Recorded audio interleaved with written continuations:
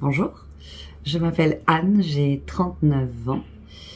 Je vous parle de ma formation dans le digital aujourd'hui. Bien, je n'en ai pas. Voilà, c'est assez surprenant peut-être.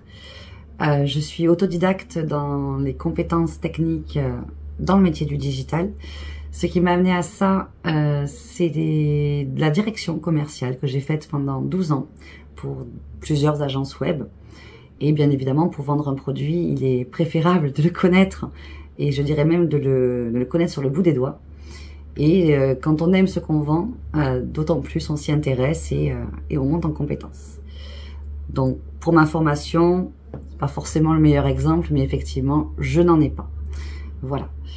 Je dirige depuis 2 ans une agence de marketing digital que j'ai créée et montée sur Montpellier, dans lequel vous allez retrouver les différentes compétences techniques de mes collaborateurs pour une stratégie digitale globale. Donc on va avoir la partie site web, la partie réseaux sociaux, et donc bien évidemment pour la partie réseaux sociaux, les community managers de l'agence.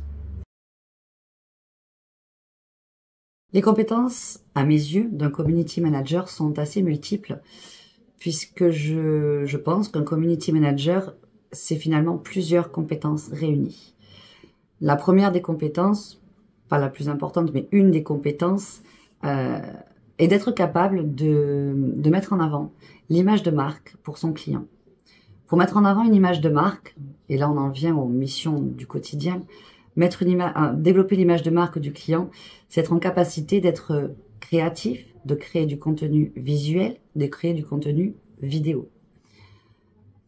Pour ça, et j'en viens à la compétence, donc la première que je cite, c'est une compétence graphique, une compétence vidéaste.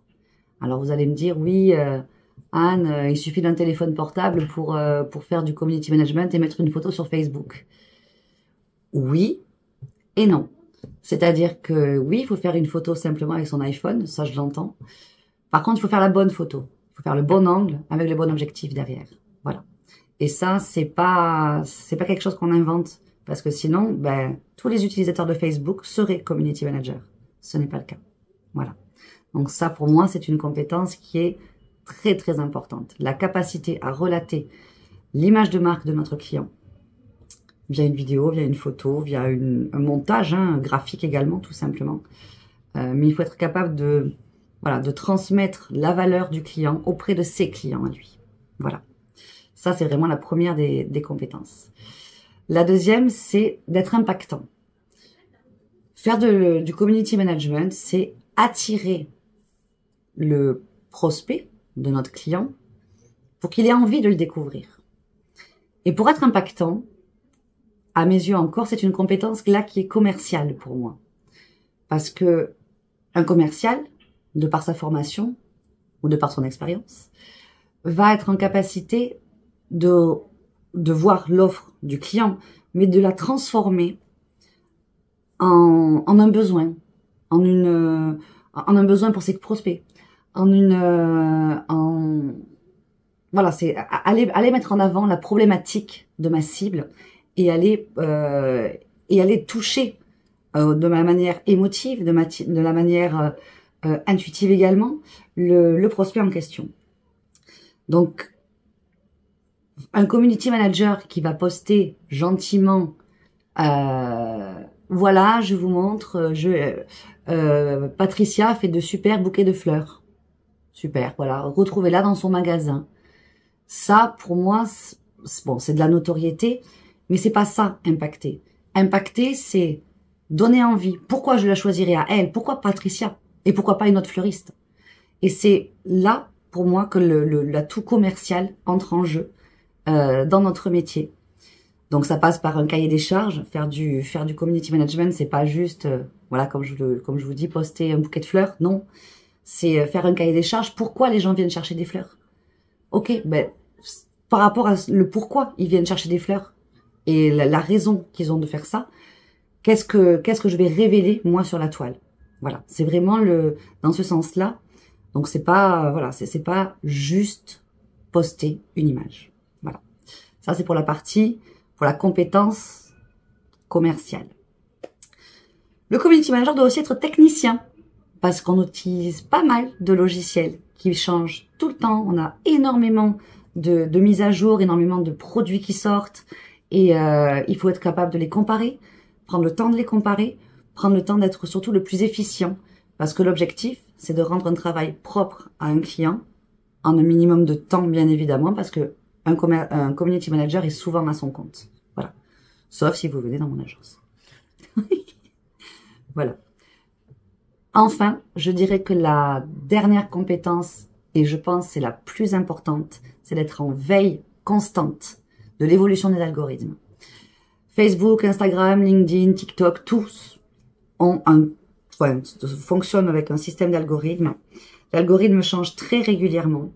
Notre objectif et notre travail est d'être en veille continue sur ces produits, sur ces algorithmes qui se développent. Également, et je vais vous donner un exemple, un community manager, à mes yeux, doit également tout tester sur son propre compte à lui avant de le proposer à ses clients. Oh, j'ai découvert un truc, attends, je le teste sur un client. No way, c'est pas possible. Je vous donne un exemple. Là, l'intelligence artificielle est arrivée. Youpi, ça fait un moment qu'on en entend parler. Eh bien, j'ai branché l'intelligence artificielle sur mon compte Instagram de mon agence. J'ai testé, j'ai vu les reportings. On a validé, ok, on lance une offre. Voilà. Mais ça, c'est pareil, si vous voulez faire du travail convenable, parce que l'objectif, c'est de pérenniser et de se développer, c'est vraiment important d'être vraiment, vraiment à la page des techniques et des évolutions des algorithmes. Les aspects enrichissants et surtout, moi je dirais passionnants en fait du métier, c'est que moi je suis quelqu'un qui s'ennuie assez vite. J'ai besoin que ça change très vite. Et l'intérêt du digital dans sa globalité, c'est que ce qui est là aujourd'hui ne sera pas là dans 2 mois. Voilà. Et donc, il faut être curieux aussi, c'est certain. Mais moi, ce que j'aime vraiment, c'est que ça change tout le temps et qu'on doit être très agile, être en capacité de se remettre en question en continu. Et finalement, nos offres changent également en continu et notre manière de travailler change en continu. Ça, c'est vraiment, on va dire, ce qui moi me booste le plus. La deuxième chose, c'est que j'aime le contact avec les gens. Il faut vraiment aimer le contact avec les gens quand on est community manager avec nos clients. J'aime ce contact, mais j'aime surtout la diversité des projets qui nous sont confiés. Vous pourrez prendre 2 restaurants, ce sera 2 projets différents, même si c'est le même secteur d'activité. On rencontre des personnes passionnantes qui aiment leur métier. Notre travail, c'est de leur dégager, vraiment de dégager ça. Et là, vraiment, on n'a pas le temps de s'ennuyer parce que chaque client, même dans un même secteur d'activité, c'est un projet différent, c'est une implication totale. Et voilà, ça c'est vraiment moi ce que je trouve le plus passionnant en fait. Voilà, c'est que ça change tout le temps. On ne peut pas s'ennuyer quand on est community manager, à mes yeux. Alors les aspects négatifs, c'est qu'en fait on travaille tout le temps. Il faut être honnête. Parce que on se demande toujours, est-ce que le post que j'ai mis en prépublication est sorti? Alors qu'est-ce qu'on fait? On vérifie, soir et week-end, si nos posts sont sortis. Donc, il y a cet aspect-là de bien faire aussi, d'être certaine que nos clients soient satisfaits. Et il y a les besoins de l'algorithme. Si l'algorithme vous dit, il faut poster le dimanche à 15h, moi, 15h05, je regarde si le post est sorti. Parce que c'est mes clients et parce que je veux bien faire. Donc ça, c'est l'aspect un peu négatif. Si on peut contrebalancer par le positif sur ce point-là, c'est que oui, mais on peut travailler n'importe où aussi. Voilà. Et ça, je sais que beaucoup de la nouvelle génération aime bien l'idée de se dire, je peux bosser de l'autre bout du monde et m'occuper de mes clients. Et c'est vrai. Voilà, c'est une réalité. L'autre aspect négatif, c'est la modération. La modération, c'est le fait de répondre aux messages, d'avoir une vie et de faire vivre le compte ou les comptes sur les réseaux. Ça prend du temps et on passe notre temps à le faire. Donc ça, c'est aussi assez prenant. Et je dirais que la dernière chose, et c'est vraiment ça dans tous les métiers du digital, j'ai l'impression, c'est que les clients ne comprennent pas ce qu'on fait. La pédagogie, c'est, je pense, la première chose qu'on fait en arrivant en rendez-vous client. Est-ce que vous savez ce que c'est? Est-ce que vous savez comment ça marche? Parce que là, j'ai cité plein de compétences commerciales, graphistes, rédacteurs, techniciens, vidéastes. Mais pour eux, on poste une bouquet de fleurs sur Facebook. Ah non, Pas du tout. Il y a une stratégie derrière tout ça, il y a une ligne éditoriale. Et voilà. Et vraiment, l'aspect négatif, c'est... Alors, les clients qui comprennent ce qu'on fait, merci. Les clients qui comprennent pas, voilà, c'est... Déjà, on forme moins une équipe quand on est sur un projet. Donc, c'est moins super, c'est moins fun, on va dire, pour l'équipe. Mais c'est surtout que... un peu de reconnaissance, quoi. Voilà. C'est pas... Community manager, quand c'est bien fait... C'est pas juste, donc je reprends encore toujours mon même exemple, ce n'est pas juste mettre un bouquet de fleurs sur les réseaux sociaux. Ma vision du métier de community manager, c'est qu'il est une partie d'une stratégie digitale globale.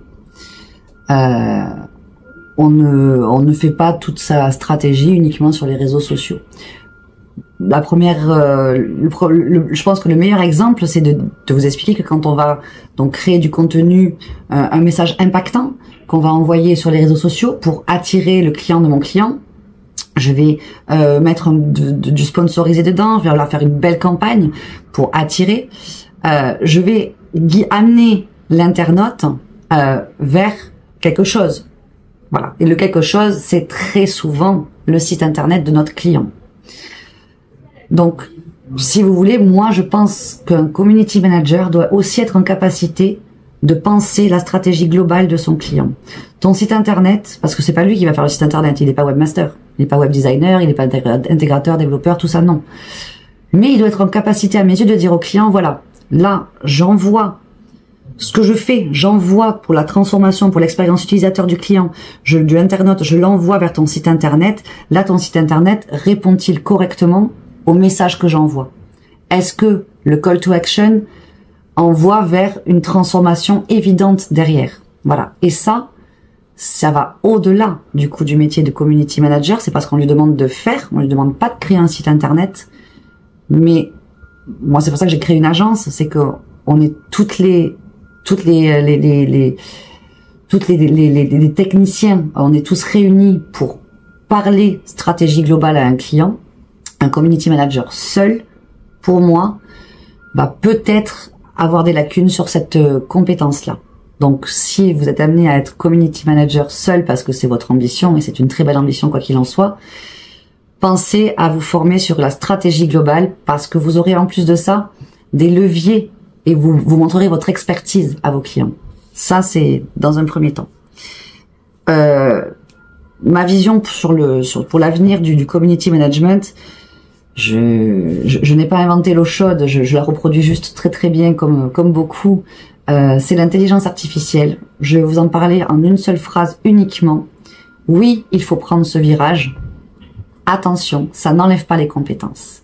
C'est-à-dire que si l'intelligence artificielle me permet de gagner du temps sur certaines tâches, je dois avoir les compétences de contrôler la tâche.